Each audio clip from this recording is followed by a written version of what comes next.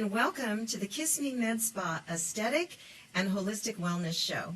We're so excited to bring you some really fun information, and as our shows progress, you will learn more and more about what your non-surgical options are to look good, feel good, and be good. I'm Nurse Karen. And I'm Dr. Barry. And before we get started, I thought I would just do a little disclaimer right up front.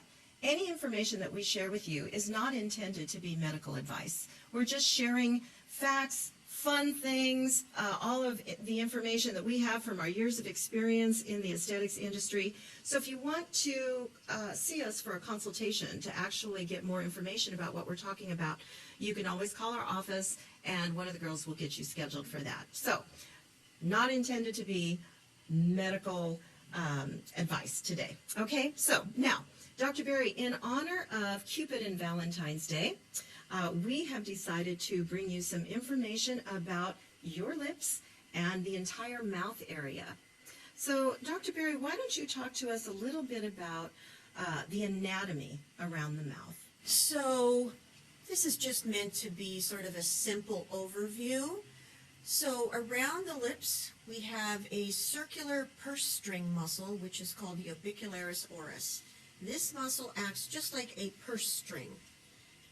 And then attached to that are all the elevator muscles that you can see there. It's pretty complicated in 3 different locations. Lifts up the mouth both centrally and laterally. And then if you look at the lower part of the face, you can see the depressors on the lateral aspects. And then in the center area are also some elevators which allow you to go, So that's basically all you need to know for now. Okay, so as I'm looking at that photo, what I'm seeing is there's a muscle that goes all the way around your mouth that basically looks like a donut. Yes, that's and the orbicularis. yes, yeah. and as you were saying, that muscle is responsible to allow you to pucker up like that. So we naturally use all of these muscles when we're talking, but it is the overuse of some of these muscles over time as the years progress that we start to see some things that we don't necessarily like, right? So when people come in to talk to us about their lips, you know, everybody's lips are different. You know, no 2 lips are the same. Yours are different than mine. Mine are different than the producers over there. We all look a little bit different. So, Dr. Barry, talk to us a little bit about what makes one set of lips different than another. So we inherit our lips. That's the bottom line. Just like we inherit our stature, whether we're sturdy or slim or tall or short, it's all inherited. So if you have a beautiful set of full lips, you can thank one of your ancestors. And if you don't like your lips, you can blame one of your ancestors. So when people come in to have lip enhancement, what we're saying is, and correct me if I'm wrong, a large factor in the final result is really dependent on their genetics and what they're starting with. Is that correct? Exactly. We can always enhance what you have. And the other thing we can do is improve asymmetry. That is also something that really can improve the appearance of a lip. If you're slightly asymmetric, we can definitely improve that. So what does asymmetric mean? Asymmetric, a good example is if somebody has one Cupid's bow that is lower than the other, or maybe one side of the lower lip, they have more lip show on one side than the other, and the other side goes up. Those are things we can definitely work with and change with the techniques that we use in order to improve that symmetry, and that makes a huge difference. Oh, yes, and I will add to that I think most people are somewhat asymmetrical. We've all seen those photos where people take, you know, one side of the face and put them together, and you look like a completely different person. Exactly. So nobody really is symmetrical. And if you're the type of person that sits in front of the mirror all day, that 10x mirror, and looks at your face, you will notice that one eyebrow might sit higher than the other, one nostril is a little bit differently shaped than the other, you know, one side of your lip looks different than the other, your earlobes might not be exactly in the same space. So, you know, I don't even know if anybody is symmetrical, to tell you the truth, but some people it's more noticeable than others. Exactly. Yeah. So we know, between Dr. Barry and myself, we've treated thousands of lips, right, over the years. We've been in aesthetics for many years. Let's share with the viewers maybe how we go about designing a lip, and I'll start. So when my patient comes in to talk to me about improving their lip area, the first thing I do is I look at them from head to toe. And if my patient looks like an outdoorsy kind of a girl, very au naturel, I might say someone that, likes to go hiking a lot, or, somebody who's really not out in the public a lot for one reason or another. I'm noticing that when I'm assessing them and looking at them. The flip side of that is someone who comes into the office and has lip liner way above their lips, bright lipstick, hair, makeup done, dressed to the nines. I know that those two people are going to want a different look, right? And I would never do the same exact thing Right. on both of them. So talk to us a little bit about that. What I call those two types of clients is sporty spice and posh spice. Okay? So you have to get the gestalt of the person and do the right thing for that person. And another thing is business women. A lot of business women Definitely. want to be very careful about their appearance, that their colleagues don't go, oh, you had filler, so you have to be careful with that too. You have to take all those kind of things into consideration. So going back to sporty and posh, Yes. I'm sorry, but I'm not really that familiar with those people. So explain to us what that is. Those are the Spice Girls. Ah, the Remember the Spice Girls. Spice Girls? I do remember. So of course, posh spice is Victoria Beckham. Oh, so Everybody pretty, knows right? Yeah. she's posh spice, right? Mm-hmm. Okay. Sporty spice, I don't remember her name. But she We're was sorry, Sporty. We're very sorry we don't remember your I name. don't remember your name.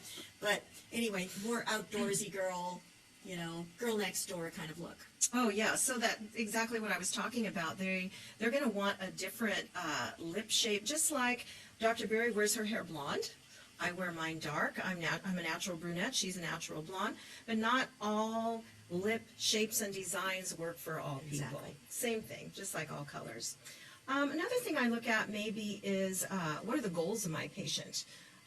Do they say to me, I want to do something with my lips, I want to get some lip filler, but I don't want anybody to know. Right. So, we're very good at that because we do like a natural look, but we also know how to do a very robust lip look as well. And it's just basically you have to take all those things into account. You would never do the same look on every single person. It's not a cookie cutter Exactly. type service. Definitely not. Yes, and maybe I might take in consideration what kind of maintenance my patient is wanting to do. What is their budget is always a factor in how we come up with a treatment plan. How often do they want to see me? How often do they want to come into the office? Is this like a one-time thing? Do they only want to come in twice a year? Do they want to come in every 2 or 3 months to touch them up so they always look fresh and plump? These are the conversations that we have with people when they first come in. Dr. Berry, I do know that there's a particular lip shape. It's called the M-shaped lips. Explain to us what that is. So this is an example of the M-shaped lip. We see this a lot. This is actually my lip shape. I call this the old Hollywood glamour lip shape. Now, this has sort of fallen out of favor, but I think it's beautiful. It's still pretty. It is. It's the lip shape where you have a lot of a high Cupid's bow, and then it swoops down laterally from there. So all of the old silent film stars like Clara Bow up there, that was the lip shape that was desired. Now that lip shape is a little more difficult because a lot of these clients kind of want to look more like Angelina Jolie now, which has a lot of lateral fullness. Now, that you cannot accomplish, and we can pull up a quick picture of Angelina. Now, if you look at her, you can see she's pretty much a standard of beauty, one standard of beauty, but she has got very full lips, a lot of lateral fullness of that upper lip, very full lower lip. That is the very desired look these days. But what people have to realize is if they have the more M-shaped upper lip, we cannot put the same amount of filler in the lateral lip there as we can for someone like that, because then you will end up with what I call the dreaded muffin top. Oh, talk to us about the muffin top. So the muffin top is when you try to push a square peg into a round hole. And we see this all the time. A lot of women who have the M-shaped lip, if they have too much filler put in laterally here, it will just simply migrate up above, and you'll see a lump there, exactly there. Just like that. And Just you know, like we that. see this all the time, Yes, and we I do. know our viewers see people walking around like this all the time. And a lot of times when the patients come in, they already have this, and they say, I want to get more filler in my lip. Yeah. And at that point, we always explain to them, well, the problem with doing more filler in your lip is what you have is already coming out and going on to the upper mouth plate here. It's not in the lips. And we were talking earlier, you and I, about there is no magic border No. that keeps the filler inside the pink part of your lip. There's nothing that keeps it there. So when you overfill the lip, explain to us how that causes this problem. Exactly. So a lot of people seem to have the notion that that is the border, right? Yeah. And nothing can cross that. That's absolutely untrue. Everything will cross in there.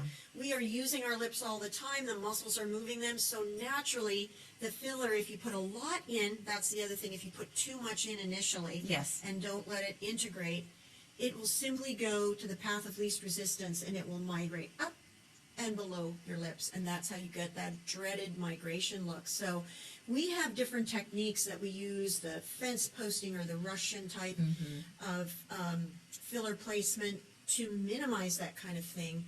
But that dreaded migration, Yeah. you do not want that. No, you don't want a muffin top over here on the side of No, your jeans, no. and you don't want it up You don't over want it up here there either. either. So if someone comes in and wants lip filler, we definitely want to reduce the filler that has come out of the position where we want it.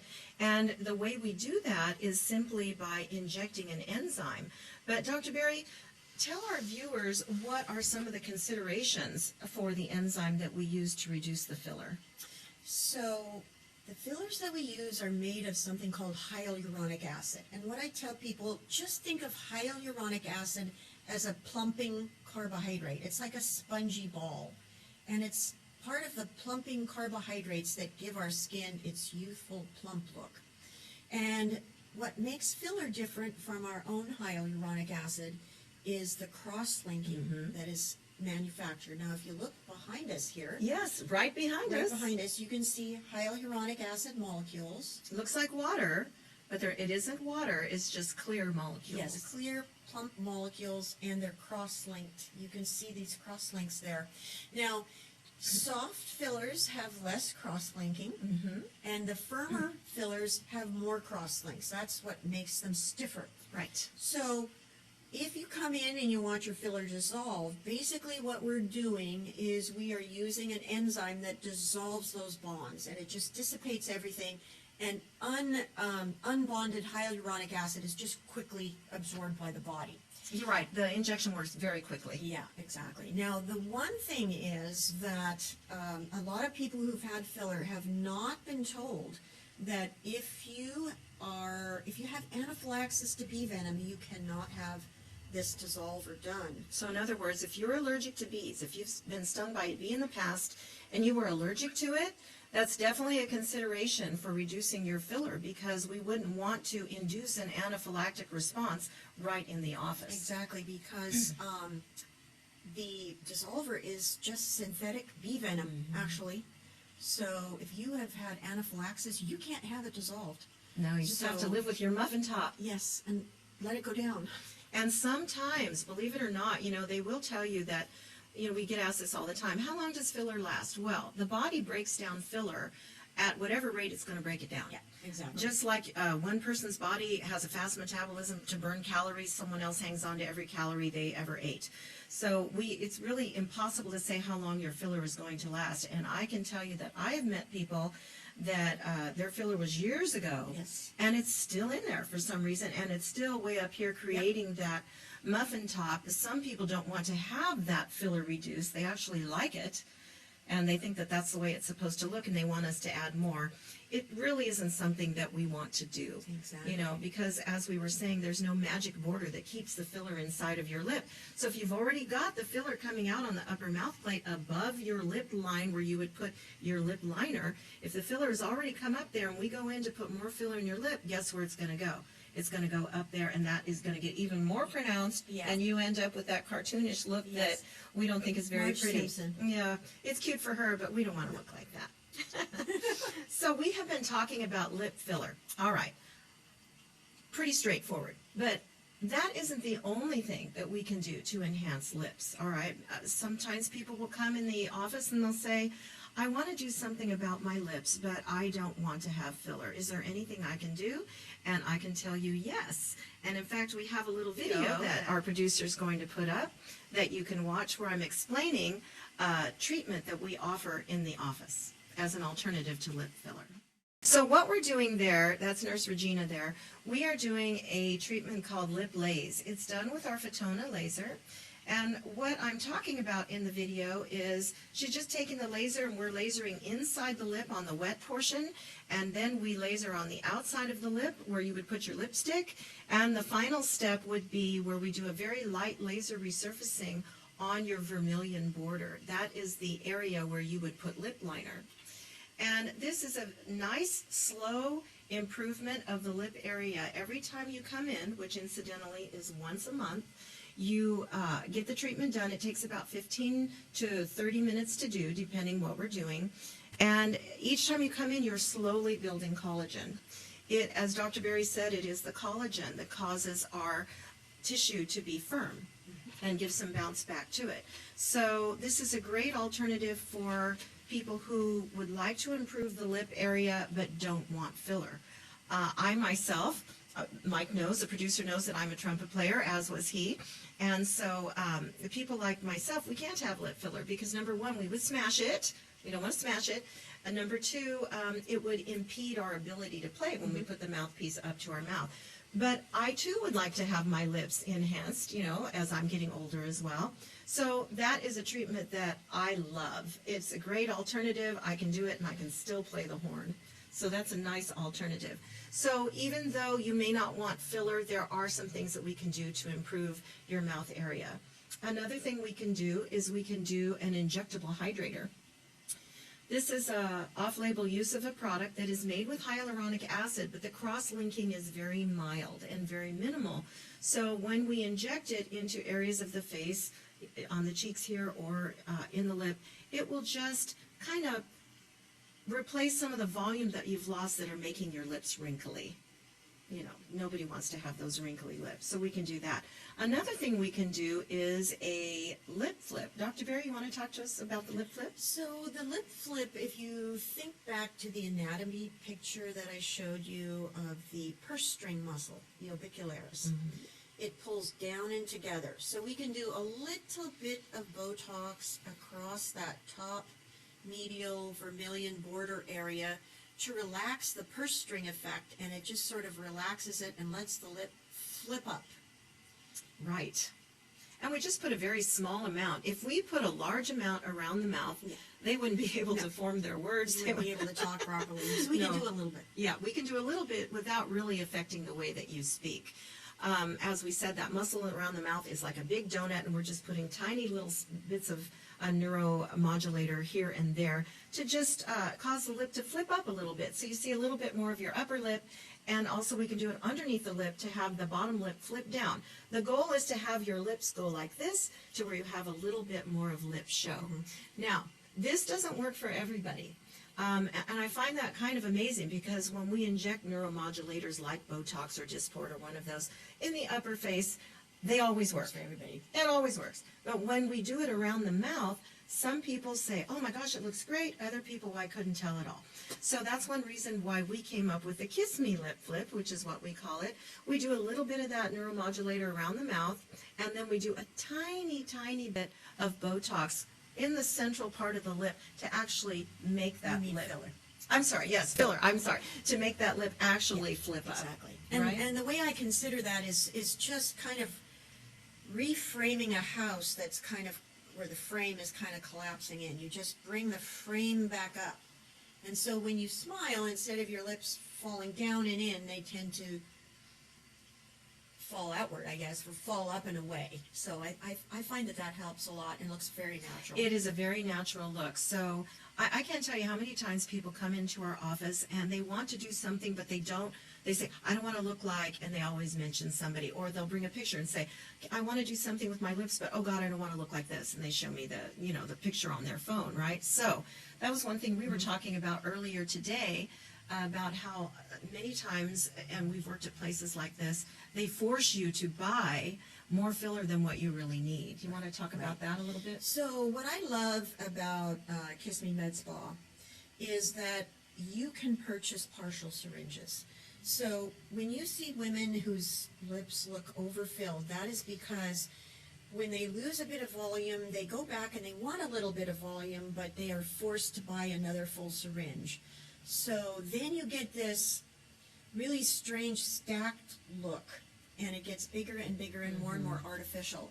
Whereas what we do is we just assess it, and we'll tell you, I think you need a 0.2 or a 0.4 or a half syringe, and you can just purchase partial syringes just to bring you back to the baseline that you liked.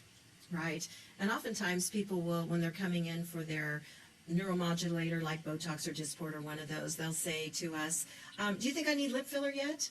And, most of the time it's, no, not yet. He still looks really good. It's like anything. You get used to looking at yourself in the mirror every day, and all of a sudden you don't even notice how good your lips really look, and you think you need it again. So we will definitely be honest with you, and we will help guide you and say, no, not yet. Let's check it again in about 3 months. Every time you come in, for your regular injections or your facial or whatever you're coming for, your laser service, we will look, and I promise you I will tell you when it's time to touch it up. We won't let you go around with that dreaded muffin top. That is not our goal. So we really had a good time today bringing you information about things that you can do to improve your lip area, to enhance around the mouth. If you're interested at all in getting more information, please call the number that's on the screen there. It's 559-838-0500, and just tell one of the girls that answer the phone that you'd like to come in for consultation. We'll go over all of your options for you regarding, the mouth area, the lip area, and as our shows progress every month as we come in and do this, we're going to pick a different area of the face to talk about, and we'll go over all the options with you, because one size never fits all. Do you remember how they used to sell pantyhose? Yeah. That said one size fits all, and you It go to does put not. your foot in there and it won't even come past your knee? That's a scam. Yeah, there's no such thing as one size fits all. So we hope you've had a great time listening to us, and we look forward to seeing you soon. Bye-bye. Bye.